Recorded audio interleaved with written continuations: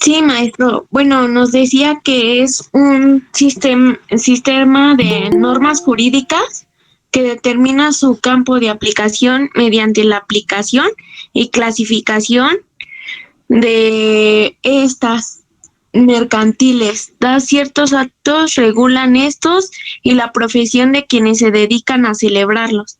Y usted Perfectamente, también, doctora. bueno, usted también dio una definición y es un sistema de conjunto de elementos ordenados, agrupado por normas mercantiles y se clasifican de forma ordenada. Ok, lo que yo estaba haciendo era explicarles la definición de Roberto Mantilla Molina.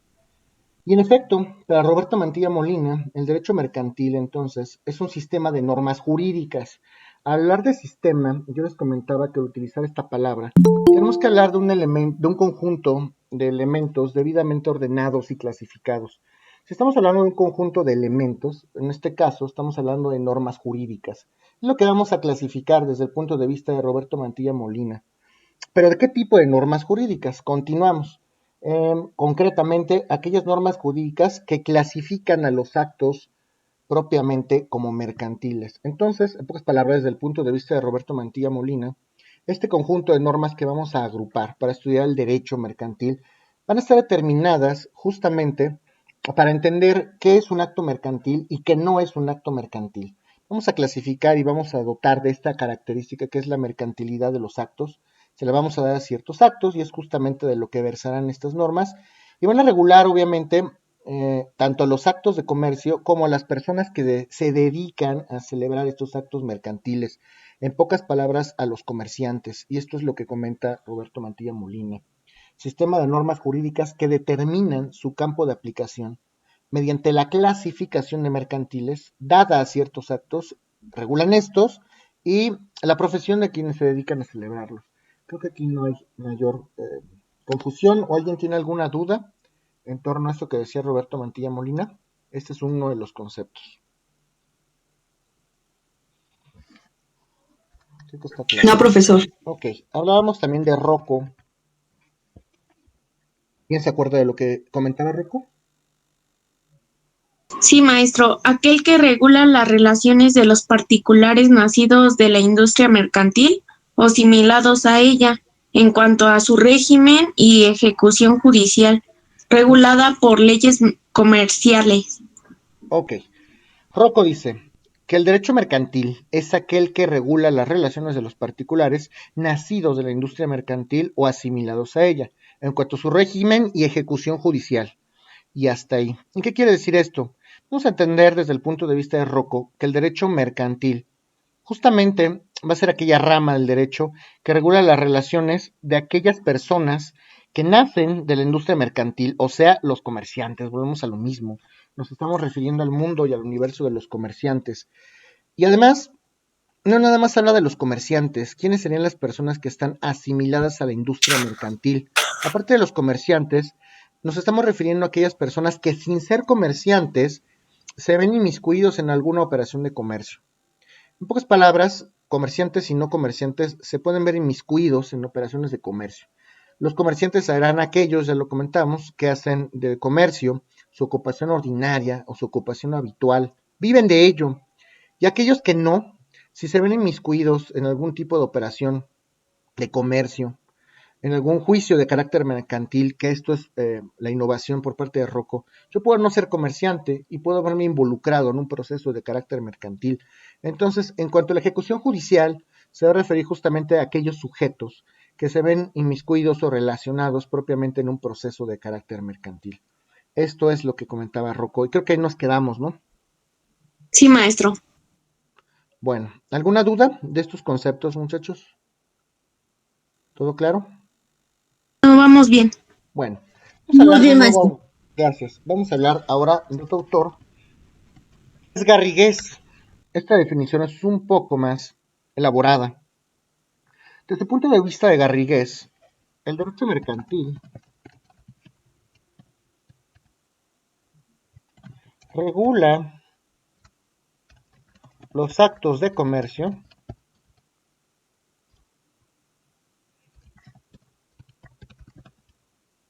pertenecientes a la explotación de las industrias pertenecientes a la explotación de las industrias mercantiles organizadas. Y aquí les voy a poner entre paréntesis actos de comercio propios. Ahorita lo voy a explicar todo. Y los realizados ocasionalmente por comerciantes y no comerciantes. Y aquí los pongo entre paréntesis, actos de comercio impropios.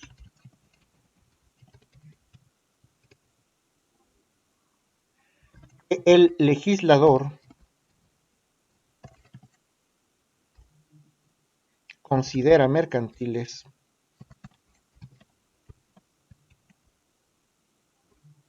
así como el estatuto del comerciante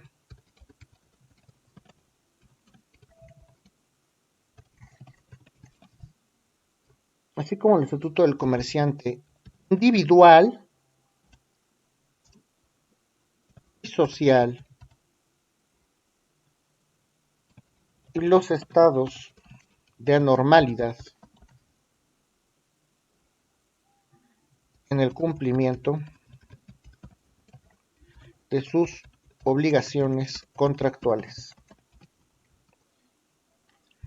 Repito, desde el punto de vista de Garrigues, el derecho mercantil va a regular los actos de comercio pertenecientes a la explotación de las industrias mercantiles organizadas.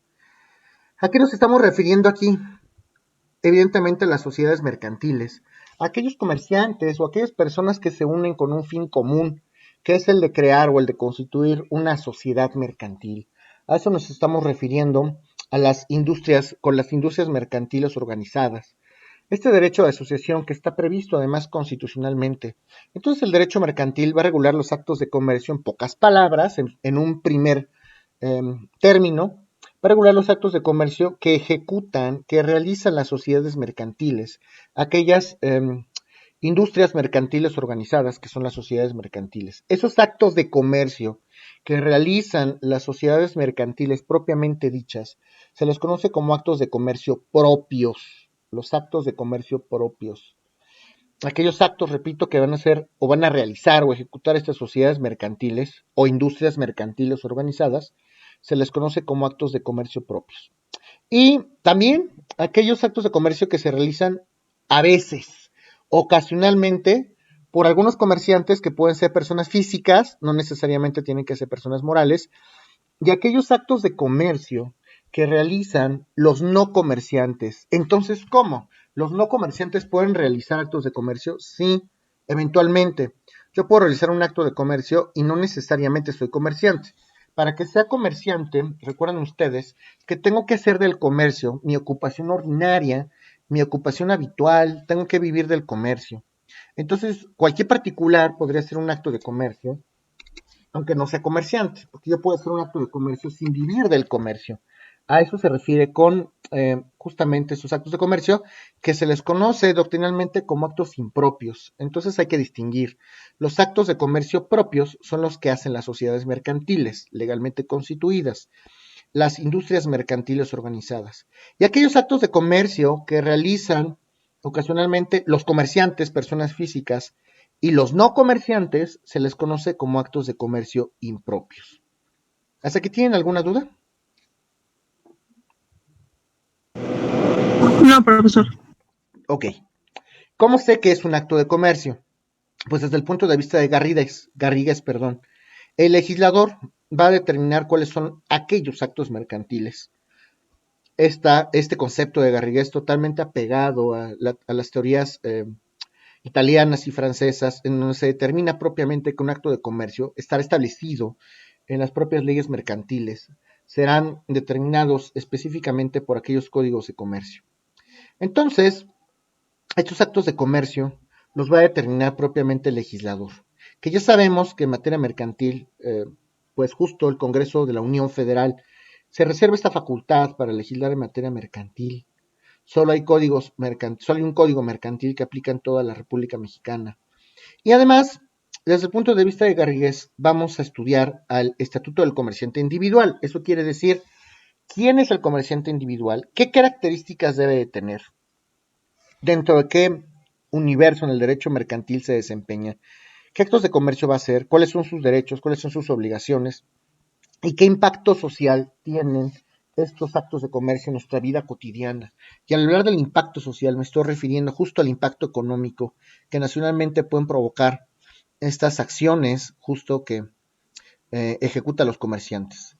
También los actos de comercio o el derecho mercantil propiamente va a regular aquel cumplimiento de las obligaciones o aquellas faltas, vamos a entenderlo así, aquel incumplimiento de las obligaciones que pueden llegar a realizar aquellos comerciantes. Es decir, ¿qué pasa si un comerciante no cumple sus obligaciones en derecho? ¿Qué consecuencias hay? Al hablar de estas obligaciones contractuales, nos estamos refiriendo a la relación que existe entre comerciantes, ya sea personas físicas o morales, y qué repercusiones hay en el derecho, si cumplen o no cumplen con esas obligaciones. ¿Alguna duda del concepto de Garrigues? Maestro, entonces los actos de comercio propios, bueno, se dan entre particulares, ¿no? No, los actos de comercio propios son aquellos que van a realizar las sociedades mercantiles. En pocas palabras, las industrias mercantiles organizadas, desde el punto de vista de Garrigues, son los actos que realizan las sociedades mercantiles o las industrias mercantiles organizadas. ¿Sí o no? Sí, maestro. Ok. Y los impropios son aquellos que hacen los comerciantes personas físicas o aquellas personas que no son comerciantes. ¿Alguna otra duda? No. Ok. Vamos a platicar ahora de un concepto de otro autor que se llama Rippert. Vamos a hablar de Rippert. Desde el punto de vista de Rippert, el derecho mercantil, o como él lo califica, el derecho comercial, es la parte del derecho privado. Va a ser esta parte del derecho privado relativa a las operaciones jurídicas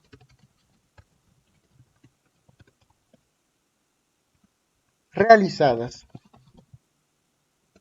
por los comerciantes. Realizadas por los comerciantes. Sea entre sí, sea con sus clientes, y rige también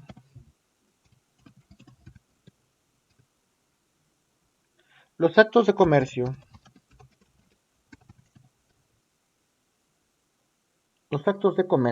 sin consideración o sin considerar a la persona de su autor. Este concepto es un poco más breve, pero está interesante, también tiene cosas novedosas. Entonces, desde el punto de vista de Rippert, el derecho mercantil lo va a denominar el derecho comercial. El derecho comercial, desde el punto de vista de Rippert, es una rama del derecho privado. Aquí ya estamos asumiendo que el derecho mercantil es una rama del derecho privado, justo porque va a regular la relación jurídica entre particulares, pero no cualquier particular, sino concretamente entre particulares comerciantes. Recuerden que los comerciantes también se asumen en derecho como particulares. ¿Y qué tipo de relaciones va a regular este derecho comercial o este derecho mercantil? Va a regular aquellas operaciones o aquellas relaciones entre comerciantes que se refieran a aquellas operaciones o aquellos actos jurídicos que sean realizados entre ellos mismos. ¿Qué tipo de operaciones pueden realizar los comerciantes? Pues compraventa de mercancías. Yo le voy a comprar a mi proveedor a lo mejor un producto en masa, o bueno, gran cantidad de producto, pero más barato, para que finalmente yo lo pueda comercializar con mis clientes. Y si lo comercializo con mis clientes, eso quiere decir que yo ya estoy buscando un lucro, una especulación comercial. Entonces, por supuesto que los comerciantes asumen o celebran relaciones jurídicas tanto entre ellos, tanto entre los comerciantes mismos, como con sus clientes finales. Y esos clientes finales pueden ser o no pueden ser comerciantes en el mundo del derecho. Entonces es esa rama del derecho privado que va a regular las relaciones entre particulares, pero concretamente particulares comerciantes, y aquellos actos jurídicos que realizan los comerciantes entre ellos mismos o con sus clientes. Además, también se van a estudiar los actos de comercio sin importar quién los haya hecho, que eso es lo que quiere decir Rippert al final, esto de sin consideración a la persona de su autor.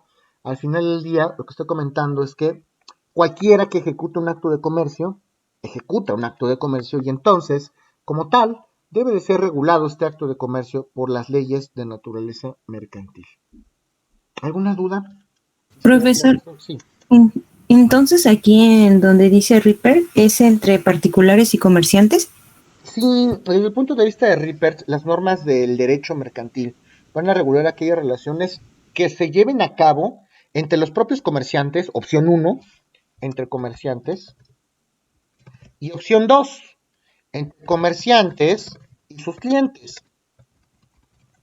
Una cosa es comprarle un proveedor un montón, una caja enorme de tapabocas para revenderlos, y eso es una relación entre comerciantes. Y otra cosa es venderle un tapabocas a un cliente final, que no es comerciante, ya es para obtener un lucro. Entonces estas relaciones jurídicas se pueden celebrar entre comerciantes o entre comerciantes y clientes. ¿Sí me explico? Maestro, entonces, bueno, nada más como duda. Entonces, en la segunda es como que reventa, se podría decir. Acuérdense que la intermediación en el cambio desde el punto de vista de Rocco es justo un acto de comercio. Yo puedo comprar mercancías, sí, y finalmente ¿para qué las estoy comprando? No va a ser precisamente para quedármelas, es para cometer actos o para realizar actos que busquen obtener un lucro o pretenden obtener una especulación comercial, que es ese ánimo de obtener el lucro. Entonces, si yo compro mucho producto, finalmente es para vendérselo a alguien, un poquito más caro, claro, y para poder obtener una ganancia de la venta que hago de este producto. ¿Sí me di a entender? Sí, maestro. Ok. ¿Alguien más? No, profesor. Ok. Ahora vamos a hablar de una primera, segunda, tercera, cuarta, de una quinta. Ya vamos en la quinta, creo. Vamos a hablar, esta me gusta más, en lo personal. Barrera Graf. El concepto de derecho mercantil desde el punto de vista de Barrera Graf. Para Barrera Graf, el derecho mercantil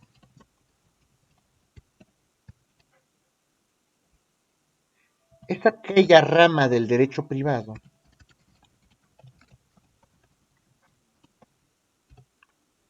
es aquella rama del derecho privado que regula los actos de comercio.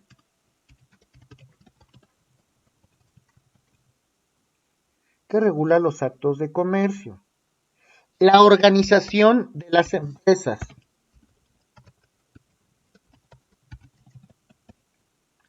La organización de las empresas. Las actividades del comerciante individual.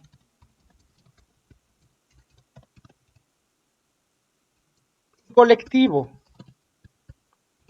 Las actividades del comerciante individual y colectivo. Los negocios que recaigan sobre las cosas mercantiles. Sobre las cosas mercantiles.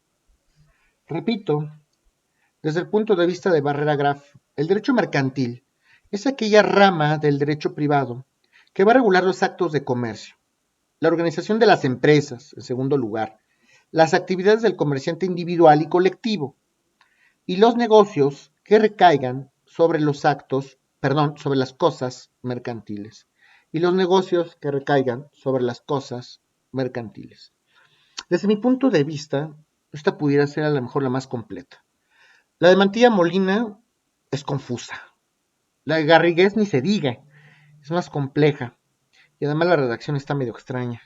de estos conceptos. Rocco habla de una situación novedosa que justamente se refiere a aquellos actos de comercio que desenlazan en una controversia de carácter judicial. Y esto es lo novedoso de Rocco. Cuando alguien se ve involucrado en una controversia de carácter mercantil, pues también va a ser conocida a la luz del derecho mercantil. Rippert adiciona un poquito más de elementos al concepto. Ya nos platica de los actos que ejecutan las empresas, los comerciantes, personas físicas, qué tipo de relaciones hay, y sigue hablando de los actos de comercio. Pero esta de Barrera Graf, a criterio de un servidor, puede ser a lo mejor la más completa. Porque sí, al principio ya no atribuimos un nombre propio como el derecho comercial, que puede significar muchas cosas. Ya hablamos y ya asumimos que el derecho mercantil es una rama del derecho privado. Esto ya implica que hablemos un conjunto de normas jurídicas que regulan la relación entre cierto tipo de particulares, específicamente comerciantes. ¿Y qué van a regular estas normas de derecho privado desde el punto de vista de Barrera Graf? Número uno, los actos de comercio, que eso, sin lugar a dudas, tiene que subirlo el derecho mercantil. La organización de las empresas, es decir, estamos hablando ya propiamente de un derecho societario. ¿Cuáles son los requisitos para constituir una sociedad mercantil? Una persona jurídico colectiva con un tinte o una naturaleza, un matiz mercantil. Los actos, además, que van a realizar los comerciantes individuales y los colectivos. Obviamente, hablar de comerciantes individuales es hablar de comerciantes personas físicas. Esos son los comerciantes individuales. Y los comerciantes colectivos, pues, obviamente, estamos hablando de personas morales, sociedades mercantiles, auténticas asociaciones de personas físicas o morales que tienen como objetivo buscar la especulación comercial y nos estamos refiriendo a personas jurídico-colectivas, o sea, a sociedades mercantiles. Y además, todas las cosas, actos o negocios que recaigan específicamente sobre cosas mercantiles. Y esto es importantísimo porque ningún otro autor había hablado de esto. Al hablar de cosas mercantiles, asumimos que hay cosas mercantiles. ¿Qué será una cosa mercantil? En derecho mercantil asumimos que las cosas o los bienes mercantiles pueden ser aquellos documentos que consignan o que contienen un derecho de carácter mercantil a favor de algún comerciante. Podemos hablar de un cheque, que es un título de crédito, de los títulos de crédito en general, hablar de un cheque, hablar de una letra de cambio, hablar de un pagaré, de una carta de porte y de una acción que ya lo hemos comentado y lo vamos a retomar más adelante, una acción entendida como un título valor que representa el dinero o representa la aportación económica que un socio o accionista, que en este caso sería un accionista, aporta para constituir una sociedad mercantil. Ya hablamos de cosas mercantiles, que también estudia el derecho mercantil. ¿Tienen alguna duda de esto de Barrera Graf, de este concepto? ¿Puede repetir lo que dijo ahorita, que cómo considera el derecho mercantil a los actos mercantiles? A los actos o a las cosas mercantiles. A las cosas, perdón. Ok. Sí, en derecho mercantil hay ciertos bienes o hay ciertas cosas que son consideradas de naturaleza mercantil. Si las leyes mercantiles, como la Ley General de Títulos y Operaciones de Crédito, refiere que existen documentos que en ellos mismos se implique algún tipo de derecho para que los tente un comerciante, estamos frente a una cosa mercantil. Aquellos documentos, no me gusta utilizar la palabra amparan, porque la amparan, hablar de la palabra amparan significa hablar de amparo, que es otra cosa totalmente distinta en derecho. Entonces, suprimamos esa palabra de nuestro vocablo jurídico, por lo menos en este momento. Entonces, estos documentos mercantiles van a implicar o van a contener algún derecho a favor de algún comerciante o alguna obligación, naturalmente. Y esos pueden ser, en términos generales, títulos de crédito, letra de cambio, cheques, pagarés, cartas de porte, o partes sociales o acciones. Tanto las partes sociales como las acciones van a significar o van a representar dinero, aportaciones monetarias que socios o accionistas aportan para constituir o para crear una persona jurídico colectiva o una persona moral. ¿Quedó claro o hay alguna otra duda? Maestro, ¿sí puede repetir el concepto de comerciantes individuales y colectivos, por favor? Sí, claro, si hablamos de comerciantes individuales, estamos hablando de comerciantes que son personas físicas, ¿ok? Por eso son individuales, porque no necesitamos unir esfuerzos, no necesitamos reunirnos dos o más personas para dar nacimiento a un nuevo comerciante, como si es el caso de los comerciantes colectivos. Cuando hablamos de los comerciantes colectivos, estamos hablando auténticamente de sociedades mercantiles, de personas jurídico-colectivas. Son personas que en el mundo del derecho se crean cuando dos o más personas se reúnen con el propósito de crearlas. Son una ficción en el mundo del derecho. Lo cierto es que para constituir una sociedad se tienen que reunir por lo menos dos personas. Por eso se les conoce como comerciantes colectivos. Finalmente son personas morales mercantiles, que son creadas por dos comerciantes o más, que pueden ser personas físicas o morales, pero por lo menos un comerciante que vaya a constituir una persona moral, mercantil, tendrá que ser persona física. ¿Sí quedó claro?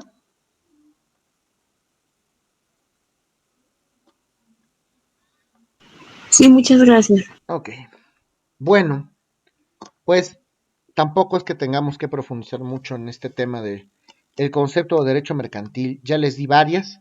Pueden escoger la que más les agrade. Desde mi punto de vista, todos tienen algo novedoso. Por algo se las estoy dando. A mí en lo personal se me hace interesante y más completa la de Barrera Graf. Aunque, por ejemplo, no tiene cosas que dice la de Rocco o Garrigues, que habla de actos de comercio propios o impropios, ¿no?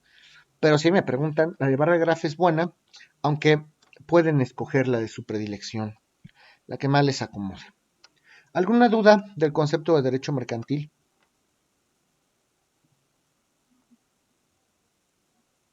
No, Bueno, maestro. gracias. Ahora vamos a hablar de las ramas del derecho que se involucran o se relacionan con el derecho mercantil. ¿Qué tipo de ramas o qué tipo de disciplinas creen que se relacionan con el derecho mercantil y por qué? ¿Qué opinan, muchachos? Bueno, maestro, yo pienso que la administrativa, ya que, pues sí, como usted lo ha dicho, podemos llevar a cabo un cheque, una letra de cambio. Una letra de Yo cambio. pienso que va un poco más relacionado a la administración. Ok, hablar del derecho administrativo significa hablar del poder ejecutivo en sus tres niveles de gobierno: el ejecutivo federal, el ejecutivo estatal o local y el municipal. Sí, derecho fiscal, ahorita hablamos de eso. Entonces, sí, el derecho administrativo se relaciona con el derecho mercantil en cuanto a que existen algunas instituciones pertenecientes al Poder Ejecutivo que regulan justamente algún tipo de relación entre comerciantes o clientes. Vamos a hablar de la Secretaría, por ejemplo, de la Secretaría de Economía, por decir algo. Vamos a hablar de la Profeco, de la Procuraduría Federal del Consumidor, que depende justamente de esta Secretaría, que es un órgano creado justamente dependiente de la Administración Pública Federal y va a resolver o va a dirimir a manera de arbitraje algunos conflictos que se pueden dar entre proveedores y clientes, consumidores. Desde ese punto de vista, sí podemos asimilar o entender que el derecho administrativo se involucra. No en lo referente a los títulos de crédito, porque los títulos de crédito siguen siendo cosas estrictamente mercantiles. Y hay leyes mercantiles, concretamente la Ley General de Títulos de Operaciones de Crédito, que es la que indica cuáles son estos documentos y qué características tienen. Dice Elba, el derecho fiscal, por supuesto que sí. El derecho fiscal a todas luces se relaciona íntimamente con el derecho mercantil. ¿Por qué? Al tener una personalidad jurídica propia y debidamente definida, estas personas morales tienen que generar por sí mismas un registro federal de contribuyentes y están obligadas a contribuir también al gasto público, como cualquier persona en el mundo del derecho aquí en México. Entonces, las personas morales también a excepción de las instituciones de asistencia privada, ya lo explicamos y explicamos por qué ellas no. Todas estas personas también estarán obligadas a contribuir al gasto público. Y vamos a ver más adelante esto de los ejercicios regulares y de los ejercicios irregulares. ¿No lo han visto en fiscal? Ya sabe que es un ejercicio fiscal regular o irregular o uno ordinario o extraordinario. ¿Ya vieron eso?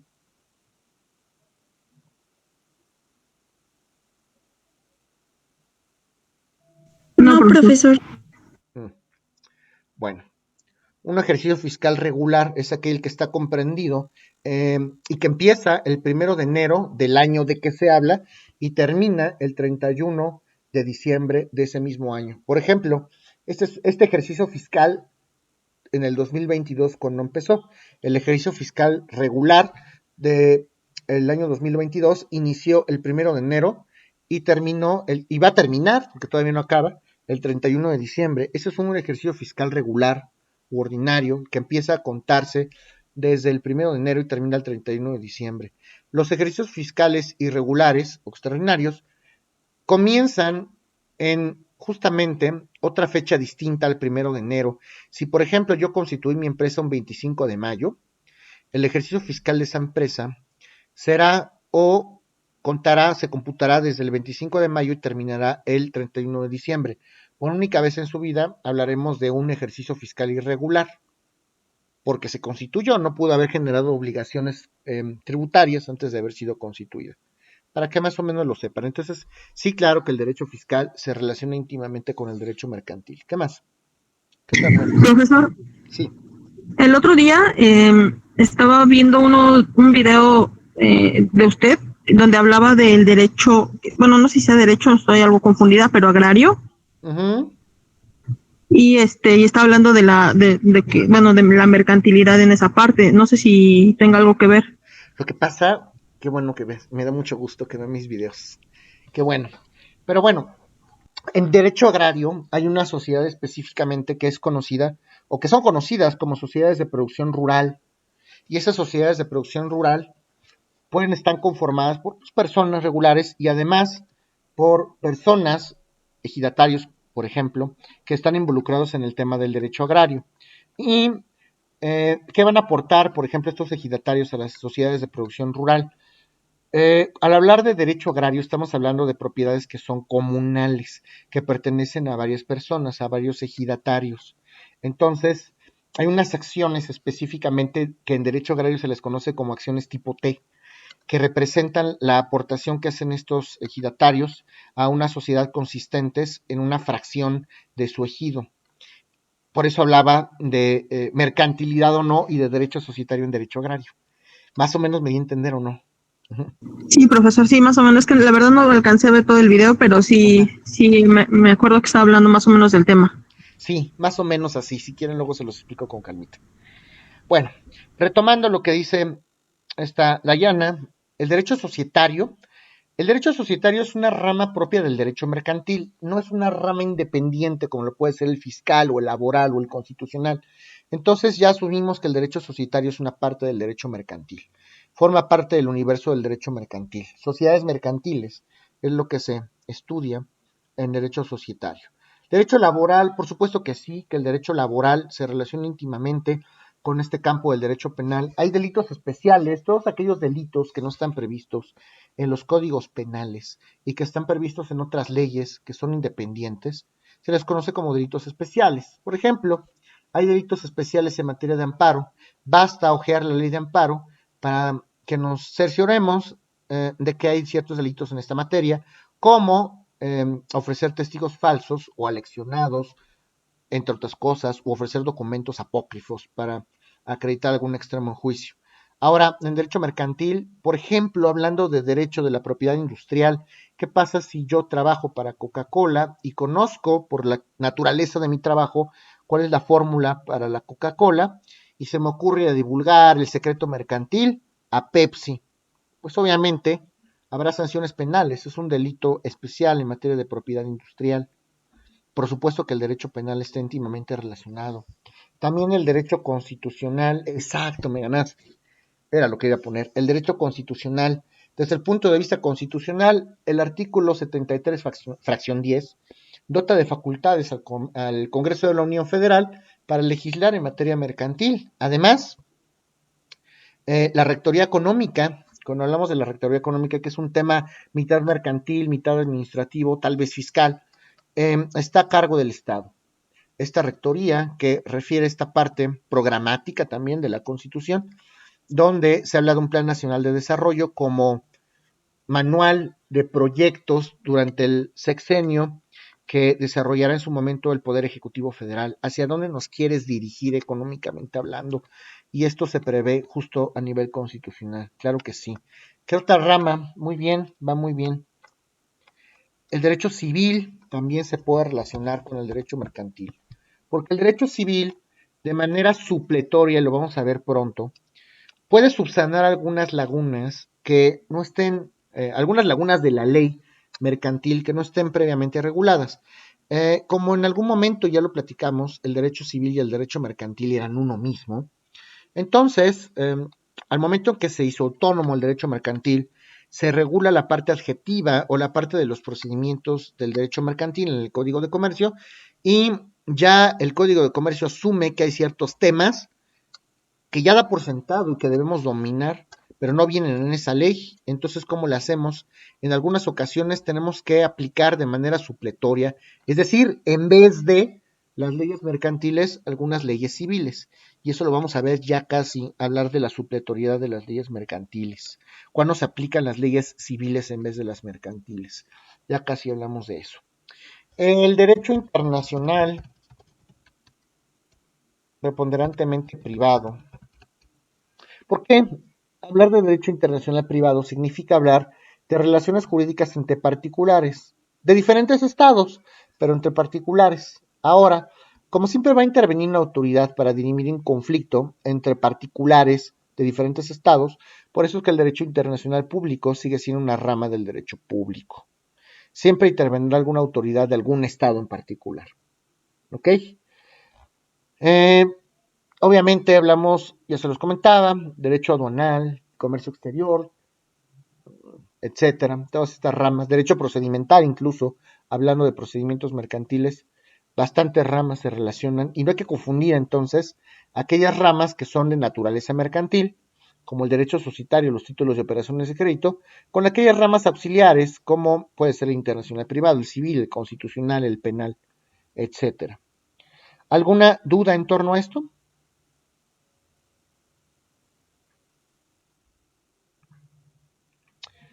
Pues tampoco hay mucho que decir, simplemente entender que el derecho mercantil se puede correlacionar con muchas disciplinas. ¿Y qué pasó al final en México? Para también concluir este Profesor, tema. no sería como mejor, bueno, decirnos como cuál sería con la que no tiene relación, casi con todas tiene relación.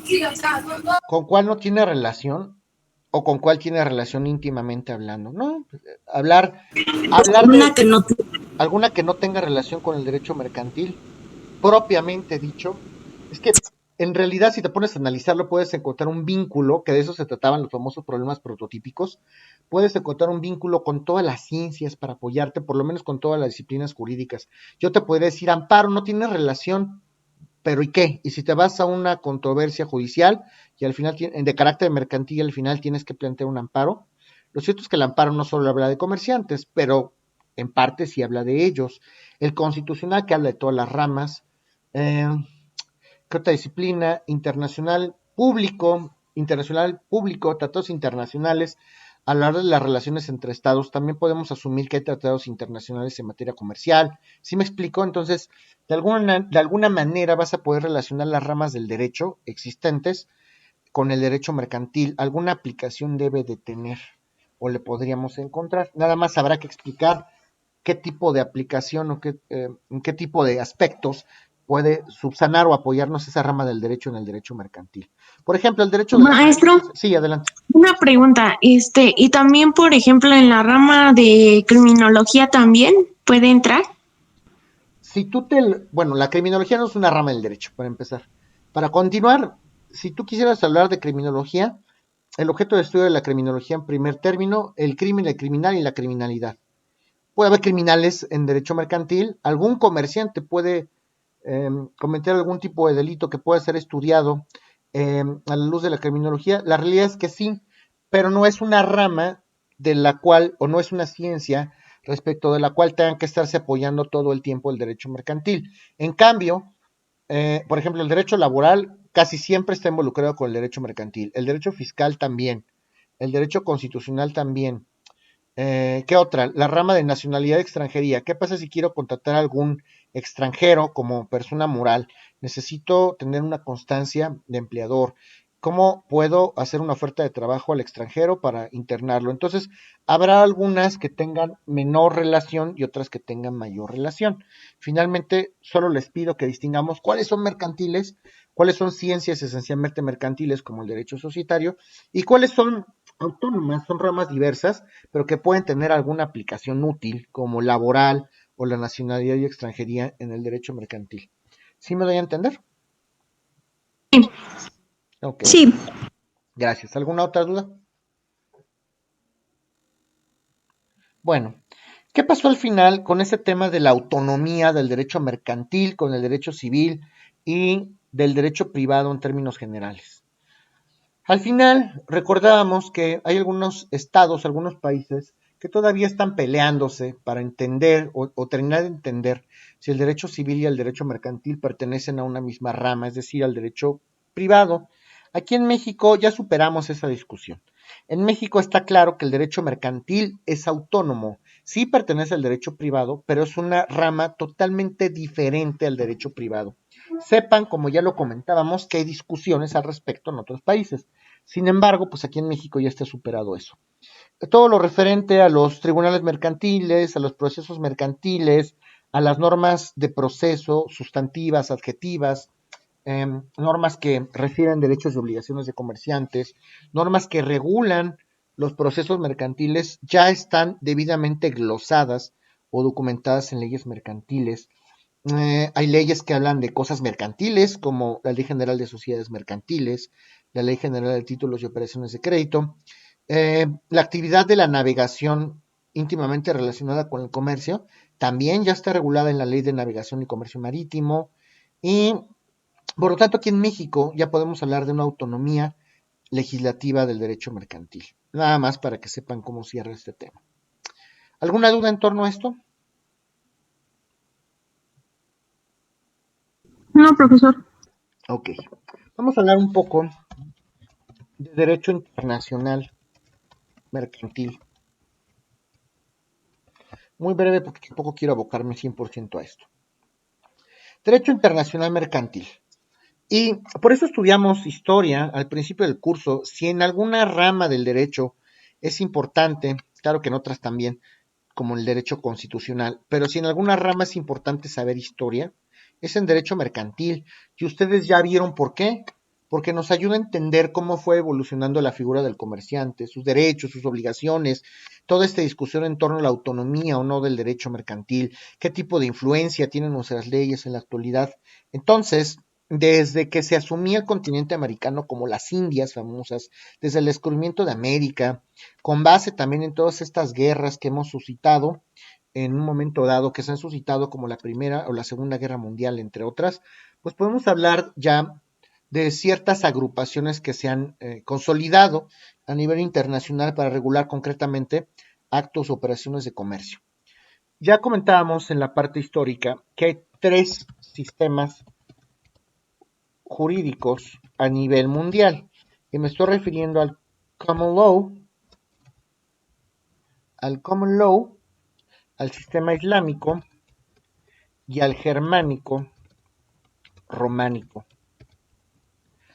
Los países que llevan a cabo o que aplican el common law en su sistema jurídico, podemos hablar, ya lo decíamos, de Estados Unidos, de Inglaterra, de Irlanda, de Australia incluso. Todos estos países basan sus normas jurídicas en casos anteriores que ellos mismos llaman precedentes. Van perfeccionando sus posturas o sus leyes o sus reglamentos o sus disposiciones legales con base en casos anteriores. Este es el común denominador del common law, si lo podemos entender así.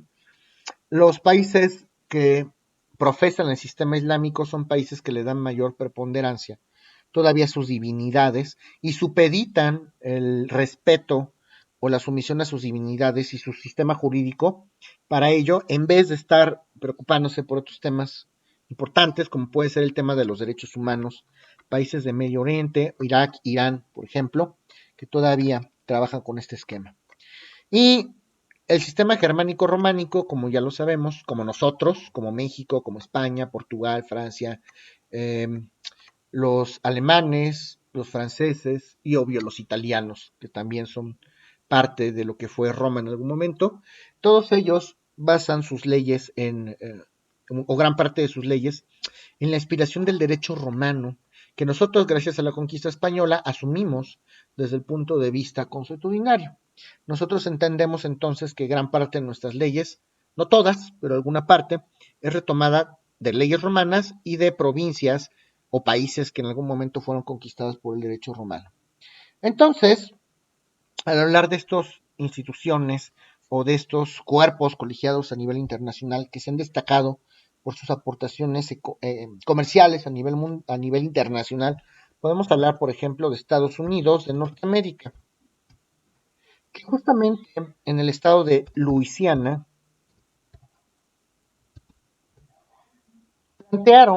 propusieron algún código comercial para que se aplique de manera internacional. Me estoy refiriendo al Uniform Commercial Code. Uniform Commercial Code, un código de comercio que quieren hacer o que quieren proponer, que se propuso, que todavía no tiene amigo naturalmente, pero se propone que exista un solo código de comercio a nivel internacional. Pues estas pláticas se empezaron a dar en el estado de Luisiana, en Estados Unidos, y son pioneros también estos norteamericanos en trabajar con tratados, proponer tratados internacionales en materia aduanal, por ejemplo. Podemos hablar hasta del propio Tratado de Libre Comercio con América del Norte en Canadá, en un momento dado. Y hay que recordar que para que un tratado internacional, por lo menos aquí en México, sea derecho positivo vigente, debe de ser ratificado por el Senado en términos del artículo 133 constitucional. Si un tratado internacional es derecho positivo vigente aplicable en México, tiene que ser ratificado por el Senado. Y así como lo estudiaron en la pirámide de Kelsen en un momento dado, un tratado internacional jamás podrá estar arriba o a la par de la Constitución, ni aunque sea de derechos humanos, porque no podemos supeditar las normas previstas en un solo documento o en una sola legislación, aunque sea un compromiso internacional, a las leyes propias. Ese tratado internacional podrá respetar íntimamente los derechos humanos, pero no habla de la identidad del Estado mexicano, cómo se conforma su territorio, qué se necesita para cumplir las obligaciones del ciudadano, etcétera. Entonces, el tratado internacional, de acuerdo a la pirámide de Kelsen, siempre estará abajo de la Constitución. ¿Hasta aquí tienen alguna duda, muchachos?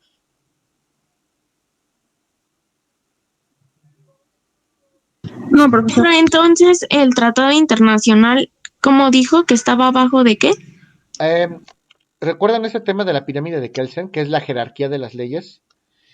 Hasta arriba de la pirámide está la Constitución. Abajo de la Constitución están los tratados internacionales de los cuales México es parte. Los tratados internacionales nunca pueden estar arriba, pueden ser superiores en jerarquía de la Constitución, ni siquiera pueden estar a la par de la Constitución. ¿Sí me di a entender una? Sí, maestro. Ok. Y hay algunos tratados internacionales que destacan por su importancia en el ámbito comercial, como el Tratado de Cartagena, suscrito en Sudamérica. No sé si han oído hablar de algunas organizaciones tales como la Comecon, que es la Comunidad Económica Europea, Comunidad Económica Europea, o la Comisión de las Naciones Unidas para el Derecho Mercantil, cuyas siglas son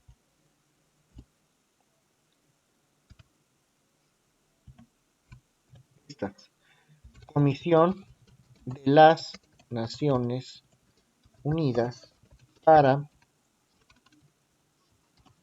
el derecho mercantil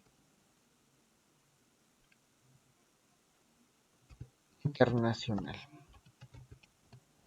¿Okay? Entonces, esta Comisión de las Naciones Unidas para el Derecho Mercantil Internacional, posteriormente la podemos llegar a conocer como la famosa UNCITRAL. ¿Alguien ha oído hablar de esto, de la UNCITRAL o de la Comisión de las Naciones Unidas para el Derecho Mercantil Internacional? No, profesor. No, profe. Ok, bueno, para que lo vayan conociendo. La UNCITRAL también se va a abocar justamente a conocer pleitos o controversias en materia de derecho marítimo, y va a tratar de solucionar esas controversias en torno al derecho marítimo internacional a través de la instancia del arbitraje. Recuerden que estamos hablando de un arbitraje internacional. Cuando dos países tienen algún conflicto de naturaleza mercantil, o dos comerciantes, no necesariamente dos países, perdón, pueden ser dos comerciantes de diferentes países o estados, pueden optar por el arbitraje internacional, que recuerden que el arbitraje jamás será equivalente a la tutela jurisdiccional. Primero nos obligamos a ver si podemos resolver nuestro problema en una instancia arbitral que finalmente emite un laudo, pero no se puede ejecutar a través de la fuerza. Tendrá que ser ejecutado ese laudo dictado por la UNCITRAL en un momento dado por alguna autoridad jurisdiccional de algún país. Eso tendrá que ser así. Entonces, ya la UNCITRAL hablaba de esta instancia de arbitraje para dirimir conflictos en materia de comercio marítimo. Y además, se han trabajado en un cúmulo de conferencias. Hay una conferencia que es la conferencia de La Haya, una conferencia permanente, si la califican, de La Haya, sobre el derecho internacional privado.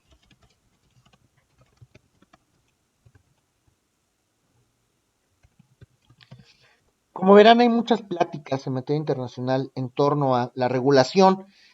De hecho, vamos a verlo, yo creo que no nos va a dar tiempo, pero todavía hay algunas instituciones por ahí que siguen discutiendo a nivel internacional respecto de la autonomía o no del derecho mercantil con el civil.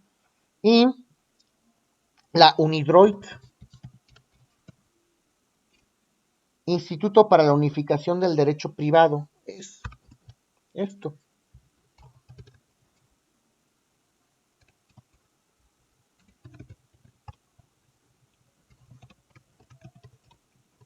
¿Se dan cuenta cómo todavía no terminamos, no superamos la discusión? ¿Derecho mercantil es una misma rama que el civil o no? Pues todavía los países se preocupan por entender esto. Para eso se creó la UNIDROIT justamente en Roma. A seguir discutiendo todavía este tema, si el derecho mercantil pertenece al civil o no. En todas las, o en la gran mayoría de las conferencias que se desarrollaron en la Comisión de las Naciones Unidas para el Derecho Mercantil Internacional, en la gran mayoría, si no es que en todas, participó México, y de hecho hay una conferencia importante en la CNUDMI, es decir, en la Comisión de las Naciones Unidas del Derecho Mercantil Internacional, justo desde el 86, en 1986, y se hablaba justamente sobre las transferencias electrónicas de fondos, obviamente a nivel internacional. ¿Alguno de ustedes ha oído hablar de los famosos SPACE? Transferencias electrónicas, pero a nivel internacional. Bueno, esto ya se hablaba desde los 80s y va a ser importante.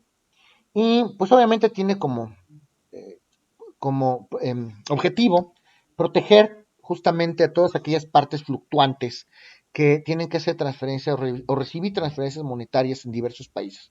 México, por supuesto, que formó parte de estas conferencias, y por ahí de los 80, justo en el 86, también se adhiere a este tema de las transferencias electrónicas de fondos. Y la OEA, la Organización de los Estados Americanos, esto también, no sé si van a llevar internacional, pero lo estoy diciendo de manera muy breve, que no llevan. Organización de los Estados Americanos, que naturalmente México forma parte de la OEA. Bueno, en la siguiente sesión terminamos de ver estos temas, de algunos breves semblanzas de derecho mercantil internacional, y pues ya nos vemos entonces el día viernes. ¿Tienen alguna duda de la sesión de hoy, jóvenes? No, profesor, nada más yo quería preguntarle, ¿esta sesión la vamos a tener disponible el día de hoy? Es que, bueno, yo estoy trabajando y no alcancé a hacer muchos apuntes. No se preocupen, al ratito les subo la clase. Ah, bueno, está bien, gracias. Claro que sí. ¿Alguna otra? Gracias. Claro que sí. Bueno. Profesor, disculpe que no escuché, si iba a subir ahorita a la clase, también ya no pude. Momento, pero sí hoy. Sí. Ok, gracias. Claro que sí. Bueno, muchas gracias a todos por su atención. Gracias, profesor. Mañana. Hasta mañana. Gracias. Gracias. Nos vemos, profe. Hasta mañana. Hasta mañana. Bye. Nos vemos. Hasta luego. Hasta mañana. Hasta luego.